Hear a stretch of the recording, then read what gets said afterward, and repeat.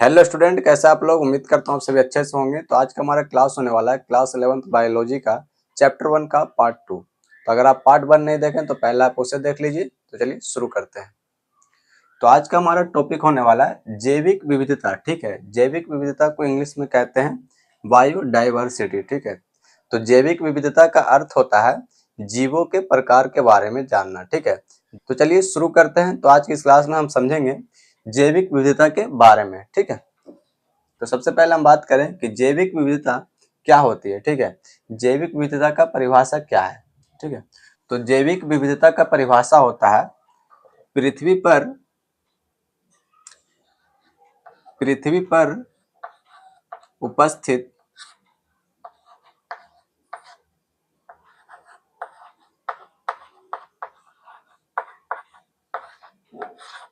पृथ्वी पर उपस्थित जीवों की संख्या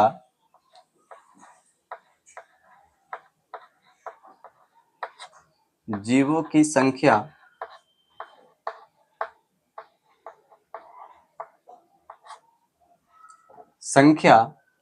तथा प्रकार। ठीक है, तथा प्रकार प्रकार को जैविक विविधता कहते हैं।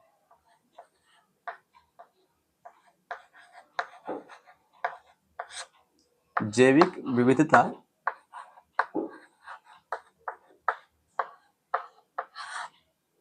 कहते हैं।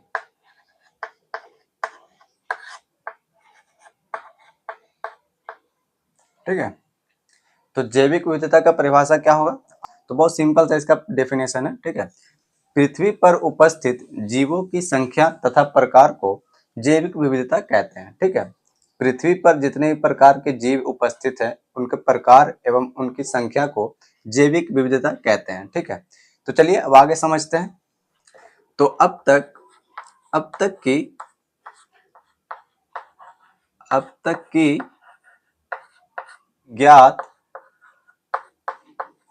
ज्ञात तथा वर्णित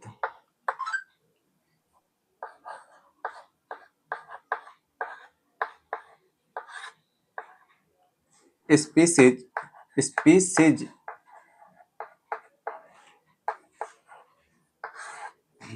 तो अब तक की ज्ञात तथा वर्णित स्पीसीज की संख्या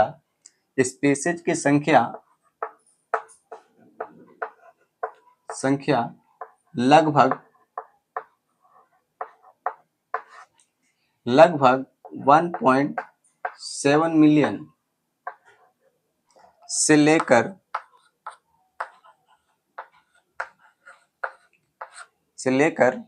1.8 मिलियन 1.7 मिलियन से लेकर 1.8 मिलियन तक हो सकती है।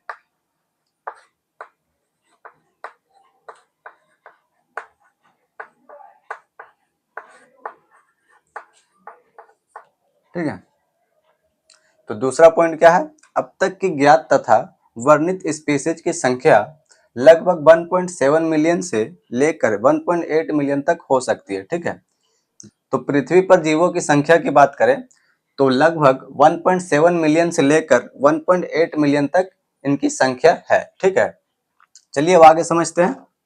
और प्रत्येक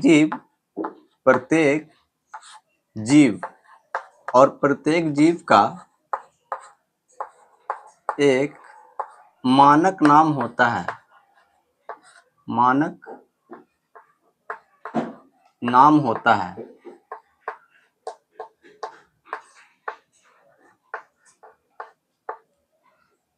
जिससे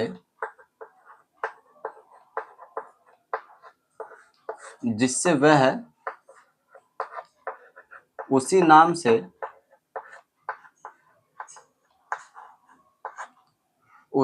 से विश्व में जाना जाता है।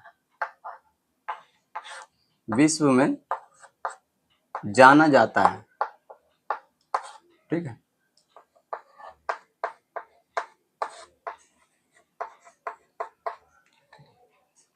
तो तीसरा पॉइंट क्या है हमारा, प्रत्येक जीव का एक मानक नाम होता है, ठीक है, जिससे वह उसी नाम से विश्व में जाना जाता है।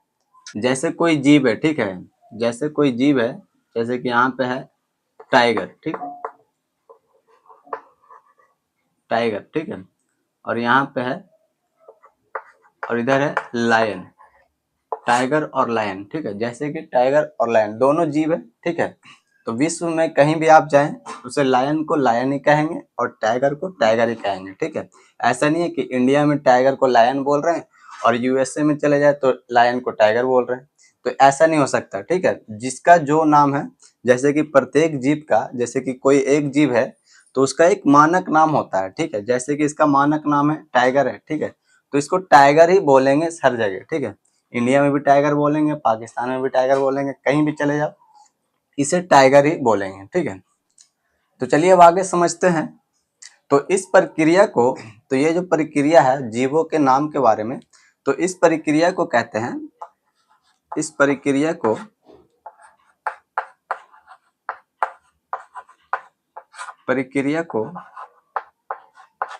नाम पद्धति कहते हैं, ठीक है, नाम पद्धति।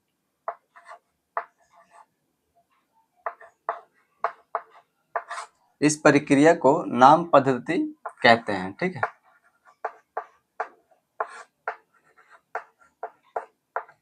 ठीक, तो इस प्रक्रिया को क्या कहते हैं, इस प्रक्रिया को नाम पद्धति कहते हैं, ठीक। तो उम्मीद करता हूँ आपको ये समझ में आ रहा होगा, तो इसे आप साथ साथ नोट करते रहें ताकि आपको आसानी हो। तो चलिए इसे मैं अभी रफ करता हूँ, फिर आगे तो चलिए अब समझते हैं नाम पद्धति के बारे में, ठीक है। तो जैसे कि आपको पता होगा कि निर्जीव का तो कोई नाम हो नहीं सकता, तो हम सजीवों के बारे में ही बात करेंगे, ठीक है। तो हम लिखेंगे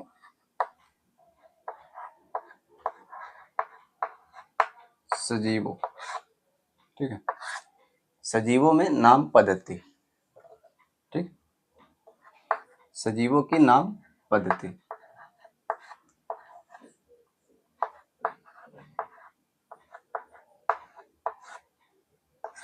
नाम पद्धति, ठीक। तो सजीव कितने प्रकार के होते हैं, तो सजीव दो प्रकार के होते हैं, ठीक है, सजीव दो प्रकार के होते हैं, एक होता है पादप और एक होता है जीव, ठीक है।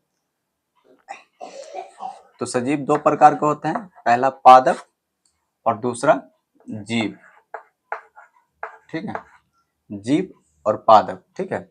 तो पादप को कहते हैं वनस्पति विज्ञान, ठीक है, तो पादप को कहते हैं वनस्पति विज्ञान, वनस्पति विज्ञान, ठीक है। इंग्लिश होगा इसका, इंग्लिश होगा इसको बोटनी, इंग्लिश में कहेंगे इसे बोटनी, ठीक है। तो पादप को क्या कहते हैं, पादप को वनस्पति विज्ञान भी कहते हैं, ठीक है, इंग्लिश में कहेंगे इसे बोटनी, ठीक। और जीव की बात करें तो जीव को क्या कहेंगे, जीव को जंतु विज्ञान भी कहते हैं, ठीक है, जीव को क्या कहते हैं, जीव को जंतु विज्ञान भी कहते हैं, ठीक।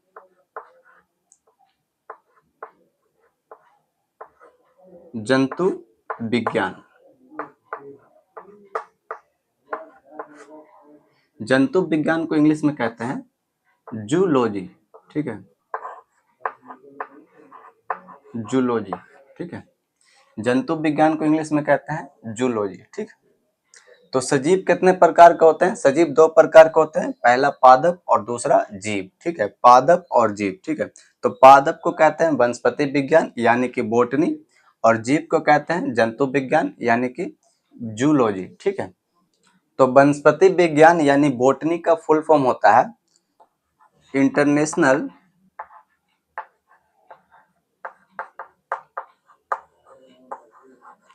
International code of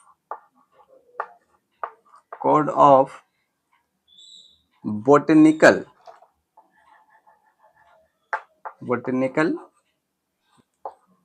nomenclature.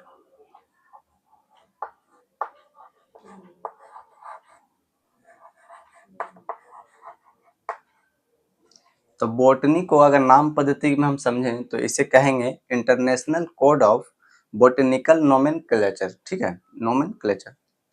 तो इसको हम ऐसे भी लिख सकते हैं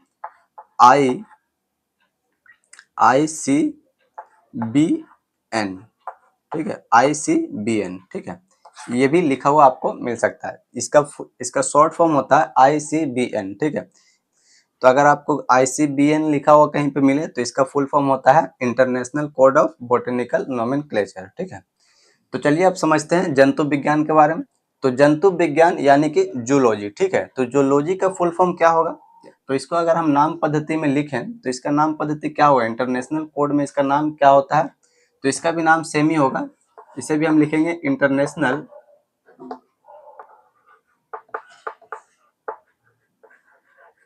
इंटरनेशनल कोड ऑफ जूलॉजिकल, ठीक है, जूलॉजिकल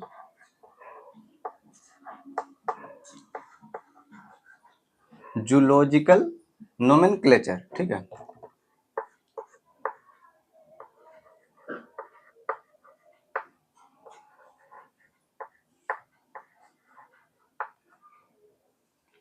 जूलॉजिकल नोमेनक्लेचर। तो जूलॉजी का इंटरनेशनल नाम क्या होगा? तो international code of zoological nomenclature, ठीक है। इसका शॉर्ट फॉर्म में हम इसे ऐसे लिखेंगे, इसको शॉर्ट फॉर्म में हम ऐसे लिखेंगे जैसे ICZN, ठीक है, ICZN, ठीक। बॉटनी का शॉर्ट फॉर्म होता है ICBN और जूलॉजी का शॉर्ट फॉर्म होगा ICZN, ठीक है। इसमें बस Z लगाना, इसमें B लगाना, ठीक है। तो इसमें बॉटनी है तो B आएगा, ठीक है। तो इसमें जूलॉजी है तो इसमें Z आएगा, ठीक है। ठीक है, उम्मीद करता हूँ आपको ये समझ में आ रहा होगा। तो ये जो दोनों जो नाम है, ये बॉटनी और जूलॉजी का ये जो नाम है, तो ये विश्व में सर्वमान्य नाम है, ठीक है। ये सर्वमान्य नाम है, ठीक है। ये विश्व में सर्वमान्य नाम है ये, ठीक है। तो ये जो नाम पद्धति है पादप और जीव का, तो ये जो है विश्व में हर जगह सर्वमान्य है, ठीक है। ये विश्व में हर जगह सर्वमान्य है, ठीक है। तो विश्व में आप कहीं भी चले जाइए, अगर आपको बॉटनी के बारे में जानना हो तो उसे आप बोलेंगे बोटेनिकल, ठीक है, बोटेनिकल बोलेंगे। अगर आपको जूलॉजी के बारे में जानना हो तो उसे बोलेंगे जूलॉजिकल, ठीक है। ये इसका वैज्ञानिक नाम है, ठीक है। तो उम्मीद है आपको ये समझ में आ रहा होगा, तो इसे आप नोट कीजिए, फिर आगे समझ। अभी हमने समझा पादप और जीव में उनका नामकरण किस प्रकार किया गया है। तो चलिए अब आगे समझते हैं नाम पद्धति के कुछ पॉइंट्स के बारे में, ठीक है। सबसे पहला पॉइंट है नाम पद्धति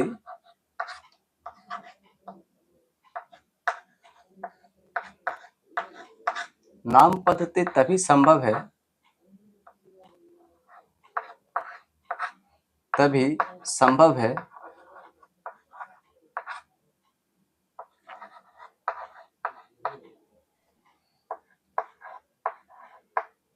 जब जीवों का वर्णन, ठीक है, जीवों का वर्णन सही हो, ठीक है। और हम यह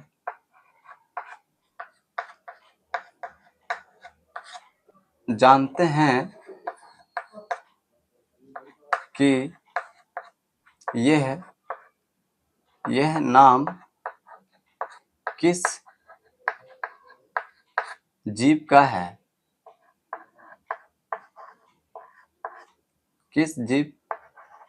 है, तो पहला पॉइंट क्या है? नाम पद्धति तभी संभव है जब जीवों का वर्णन सही हो और हम यह जानते हैं कि यह नाम किस जीव का है, ठीक है। तो इसे पहचानना कहते हैं, ठीक है, इसे पहचानना कहते हैं,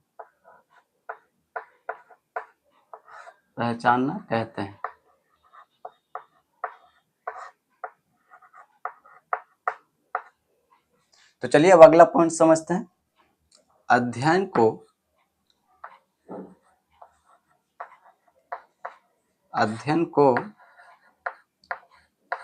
सरल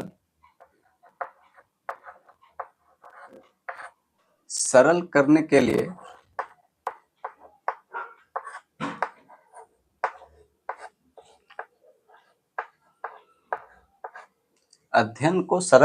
लिए अनेकों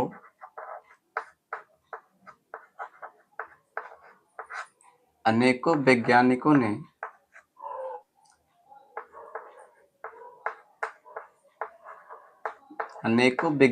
ने प्रत्येक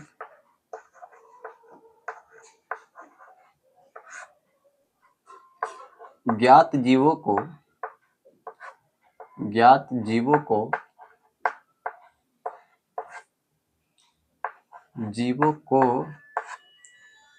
वैज्ञानिक नाम देने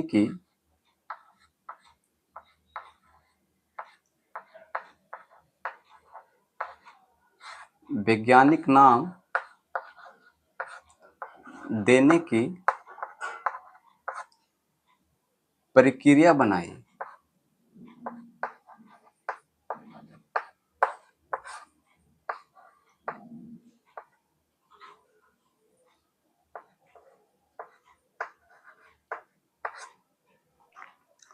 तो दूसरा पॉइंट क्या है? अध्ययन को सरल करने के लिए अनेकों वैज्ञानिकों ने प्रत्येक ज्ञात जीवों को वैज्ञानिक नाम देने के लिए प्रक्रिया बनाई है। ठीक है, जैसे कि पौधों के लिए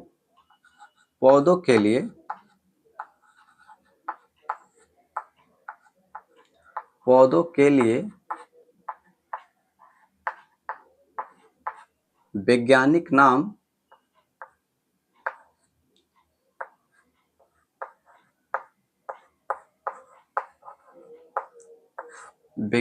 नाम का आधार, ठीक है, पौधों के लिए वैज्ञानिक नाम का आधार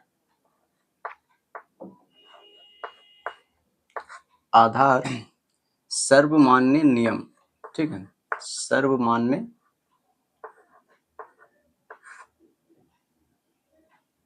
नियम तथा कसौटी है।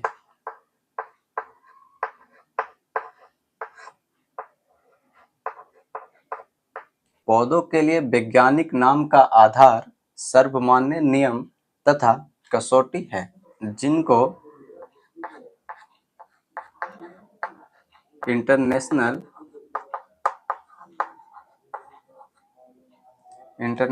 कोड ऑफ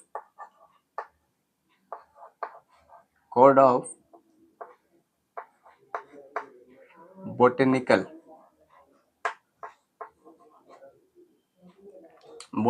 नोमेनक्लेचर,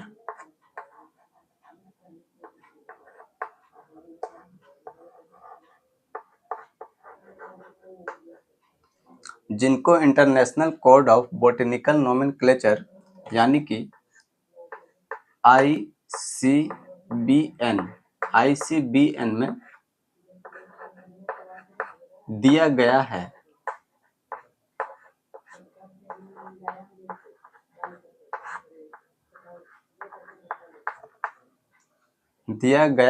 ठीक है, तो पौधों के लिए वैज्ञानिक नाम का आधार सर्वमान्य नियम तथा कसौटी है। ठीक है, जिनको international code of botanical nomenclature ICBN द्वारा दिया गया है। ठीक है, तो चलिए अब आगे समझते हैं प्राणियों के नामकरण के बारे में। ठीक है, प्राणियों के नामकरण यानी कि जंतुओं के नामकरण। ठीक,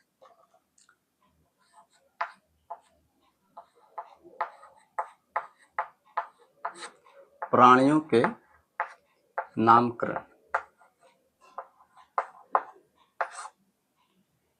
नामकरण कैसे किया जाता है?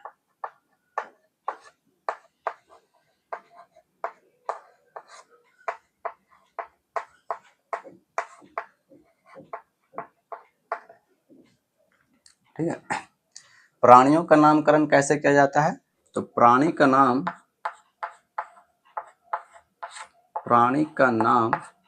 वर्गीविदों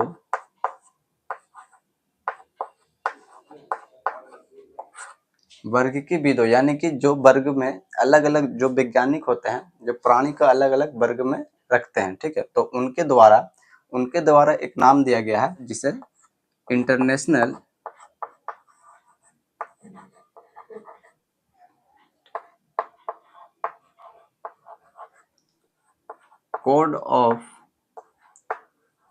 कोड ऑफ जूलॉजिकल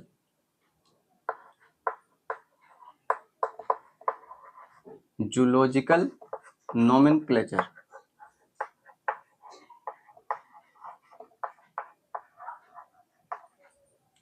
ठीक है, तो प्राणियों का नामकरण कैसे किया गया? तो प्राणियों का नाम वर्गीकीविदों ने international code of zoological nomenclature द्वारा ICZN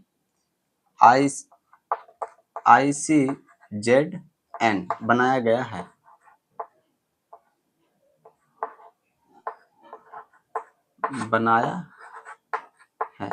ठीक है, तो प्राणी का नाम वर्गीकीविदों ने इनका एक अलग वर्ग बना दिया जिसको कहते हैं international code of zoological nomenclature. ठीक है, जिसका शॉर्ट फॉर्म होता है ICZN। ठीक है, तो उम्मीद करता हूँ आपको आज की क्लास पसंद आया हो। तो क्लास अच्छा लगे तो लाइक करें, अगर चैनल पर नए हैं तो चैनल को सब्सक्राइब करें ऐसे एजुकेशन वीडियोस के लिए।